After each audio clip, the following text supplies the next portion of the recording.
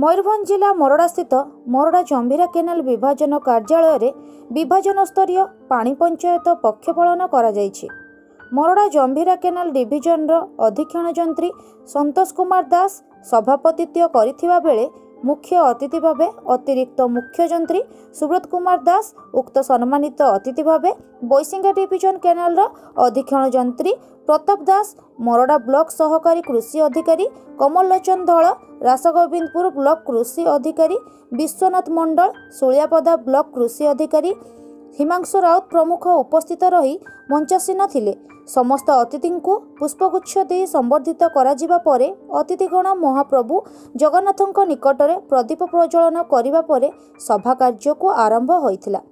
जलवायु परिवर्तन द्वारा वर्षा सठिक भावे हेउ नथिबारु दिनकु दिन जल संकट देखा देउछि। तेणु जलर सुबंटन सुविनियोग विषय प्रत्येक चाषी को अवगत कराइबा सहित आगामी दिन में जलर अभाव देखा न देबा तथा जलर सदुपयोग करिबा उक्त पानी पंचायत पक्ष पालनर मुख्य उद्देश्य बोली उपस्थित चाषी को अवगत कराइथिले अतिथि माने। सेहीपरि सरकारक तरफरु विभिन्न स्थान रे डैम निर्माण करा जाई जल संरक्षित करा जाउछि एवं केनाल जोगे उक्त पानी को चाष जमी को जगा जाउछि। सेहीपरि आसंता वर्ष जानुआरी 3, 4, 5 तारिख रे चाषी मानक पई कृषि जंत्रपाति मेला अनुष्ठित हेबो बोली कहिथिले मोरडा ब्लॉक सहकारी कृषि अधिकारी कमल लोचन धल।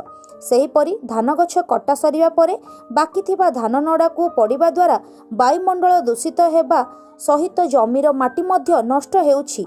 तेणु एहाको न पड़िबाकू चाषी मानकू अवगत कराइथिले रासगोविंदपुर ब्लॉक कृषि अधिकारी विश्वनाथ मंडल। एहापरे पानी पंचायत पक्ष पालन अवसर में होइथिबा वक्तृता रचना क्विज चित्रांकन प्रतियोगिता रे कृतिकार्य होइथिबा छात्र छात्री को अतिथि माने पुरस्कृत करथिले। मोरडारू ज्ञानरंजन बेहरा रिपोर्ट।